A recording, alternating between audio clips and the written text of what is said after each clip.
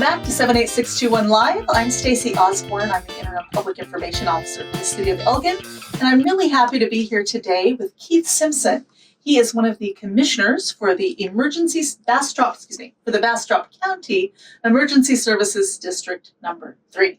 Welcome, Keith. Thank you. Thank you for having me. Good to have you here. Keith today is we're going to talk about what's going on with the Emergency Services District Number 3 here in Elgin, because we are going to be on the ballot, I understand, in November. Yes. So there's going to be an election in November to include the city of Elgin and its ETJ, its extraterritorial jurisdiction in Bastrop County. And so in the Bastrop counties, we're already in Bastrop County, but in the just the Bastrop County area of the city of Elgin's ETJ. Got it. Okay. So currently, Elgin had not put it on the ballot last year, and so we're in an agreement with the city of Elgin currently providing that service.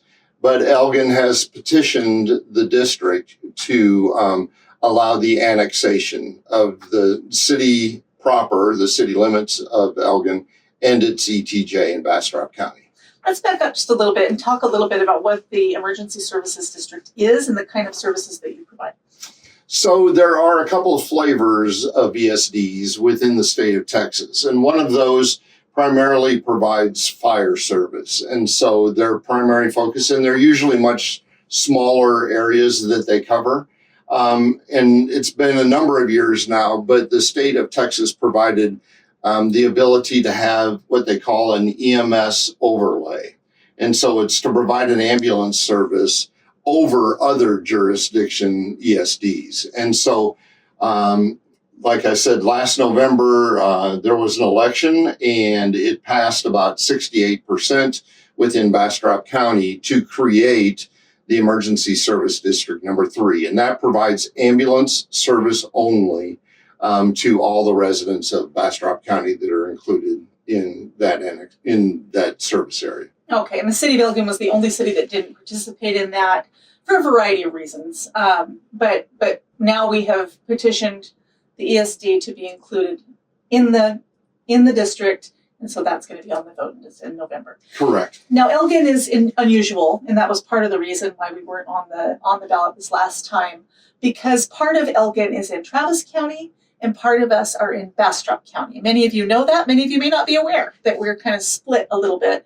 And part of our city and part of our ETJ, our extraterritorial jurisdiction, is actually in Travis County. And so that gets a little tricky when it comes to ESDs because they're bounded by county lines, correct? Correct. And so the fire department here in the city of Elgin is actually a 2-county ESD. It's part in Travis County. It serves Travis County residents and it serves Bastrop County residents. Those commissioners are elected commissioners. When ESD 3 was formed, it's a 1-county. It's a Bastrop County only ESD. So we're providing services to the entire Bastrop County, which includes Smithville and the city of Bastrop and hopefully Elgin, and then Rosanke and McDade, and it goes out, quite a distance. There's almost 900 square miles of service area within Bastrop County. Great. So right now, can you tell us what kind of ambulance services the city of Elgin has? We have a contract right now with the ESD number 3 so that we can get your services without being included. But without that contract, what would our ambulance service look like here in the city of Elgin? Well, the city of Elgin would have to provide some sort of service agreement. They could have a private, ambulance service. They could have a city-run, ambulance service. They could, quite honestly, contract with, another agency to provide service. So there's several different service models that could be there. One of the features or benefits of ESD 3 is that there is a larger area that ESD is providing service in. And so there's a number of ambulances that are included in that. So what happened last year, if we can take a step back, Absolutely. was the vote was in November, and then in January we became commissioners, and the district was actually formed. At that time, there was a contract with Acadian Ambulance Service, who was the provider here before. And there were 4 ambulances, basically, that were providing the service at that time. For the whole county. For the whole county. There was an ambulance in Elgin, there was one in Bastrop, there was one in Smithville, and there was one in the Cedar Creek area. Since upon our conception and the formation of the district, we assumed that existing contract from Bastrop County Commissioners.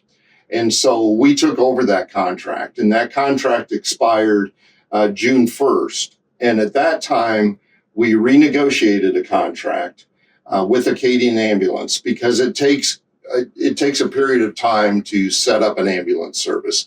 It's not just a thing that can buy happen. one. Yeah. No, you just can't start one up the day after the election. So in reality, it takes about 18 months to buy an ambulance. And so at that time, we assumed the contract, we renegotiated that contract, and we were able to supplement that with some funds that we were going to be able to cover with tax revenue.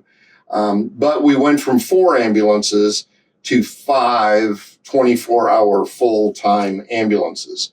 We also have 2 what we call peak load units that run 12 hours a day. One runs from 9 a.m. in the morning until 9 p.m. at night, and the other one runs from 12 noon to 12 midnight. And so these are the time periods that most calls happen within that window. So at the busiest times of the day, we've got 7 ambulances that are available for service.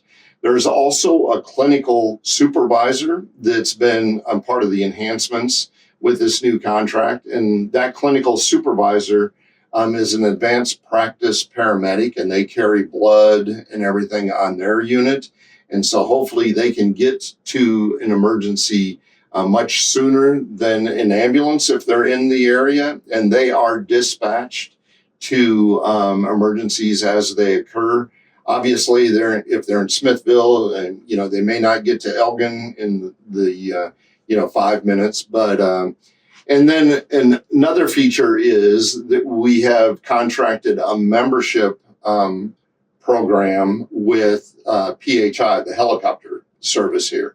And so if you are a citizen of Bastrop County, you now have the option of being flown through PHI if you have an emergency. And the only cost that you would pay for that is what your insurance would pay. And so there's no out-of-pocket expense to be flown on the helicopter now as part of that new PHI Cares program. The district has entered into an agreement with PHI. Great. So all of those services are currently available to the City of Elgin residents through a contract that we're paying out of the general fund, correct? Correct. And so without Elgin being part of the annexed area when the ESD was created, it created a void, quite honestly, for Elgin.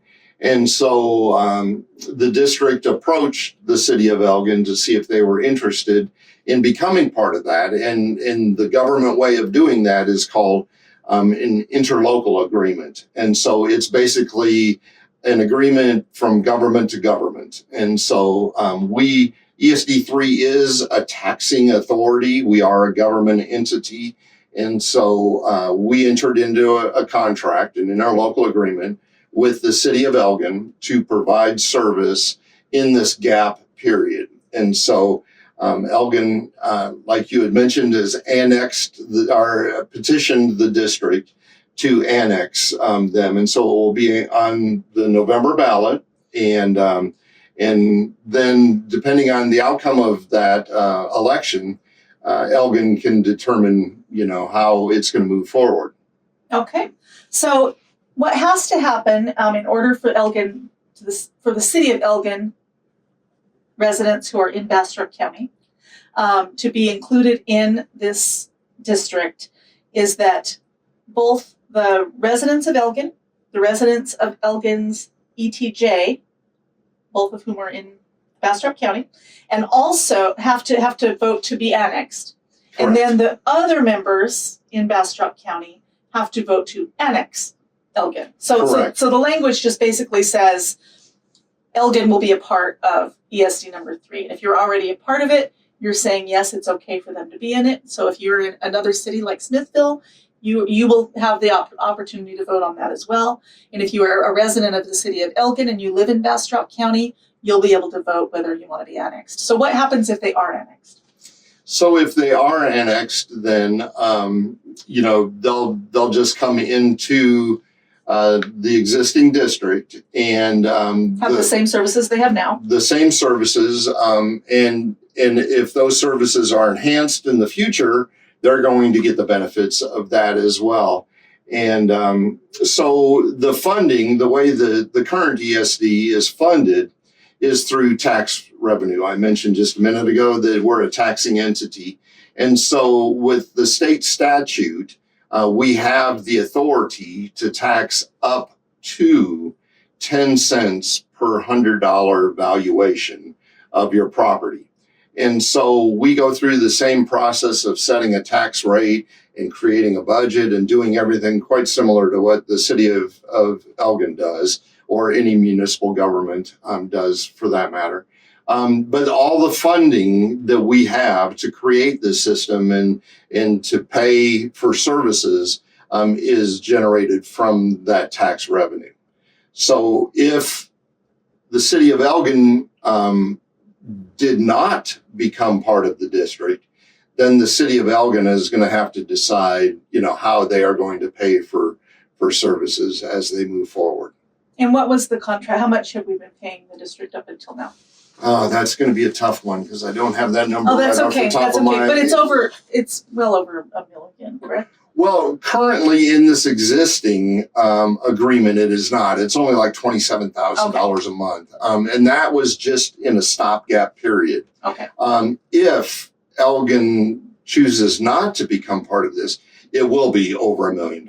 It'll be about $1.2 million in that period. And again, that number is determined by the taxable value of the properties here within the city of Elgin and its ETJ in Bastrop County. Okay, so up to 10 cents per $100 of evaluation. So if somebody had a home that was, I'm going to make you do a little math.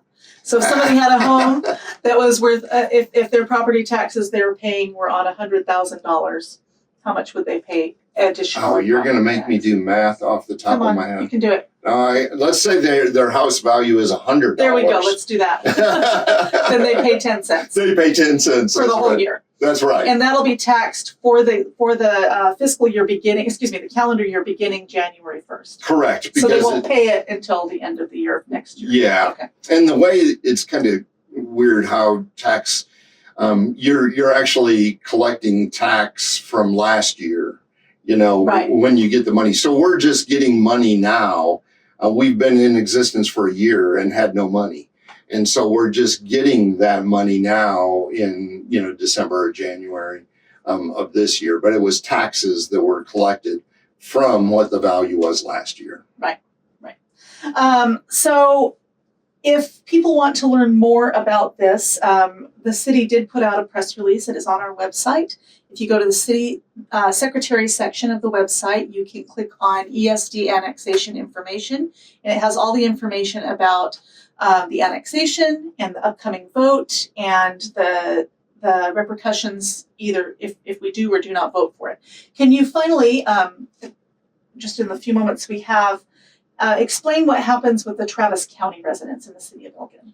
So with the Travis County residents, we're still going to probably have to have an interlocal agreement with the city of Elgin to provide that coverage. And it gets real interesting on when you dial 911 and which service is going to come, to your aid. And that's determined through technology and everything. And I can get real technical with it, but it's probably not the best thing to do. That's for another episode. Yeah. So the bottom line is that the city of Elgin has voiced its concern about those citizens, having service provision. And so the district is working with Austin Travis County EMS and how we can provide the best service it is. And so when you dial 911, technology is going to dictate where that call goes. But we're going to have an ambulance here in the city of Elgin. And if we can get to you sooner and provide that service through this interlocal agreement, then that's what we're going to do. We're going to do the right thing. Okay. Well, that bridge will be crossed right after the election. Correct. We'll make all of those decisions. Correct. So if you are a Travis County resident, this will not be on your ballot in November. If you're a Bastrop County resident, it absolutely will. Again, if you want more information, you can visit our websites, elgintexas.gov, and go to the city secretary section. Or you can also visit ESD number 3, which I think is, what's the website for that? It's bastropesd3.org. There we go. O-R-G. Okay, so if you want to learn more from the county standpoint. So, Keith Simpson, how'd we do? Wonderful. All right. I hope we were able to provide valuable information to all the residents. Well, I really appreciate you taking the time to come and talk to us, and we look forward to seeing what happens in November. Yes, ma'am. Thanks again for tuning in to 78621 Live. I'm Stacey Osborne, and I will see you next time.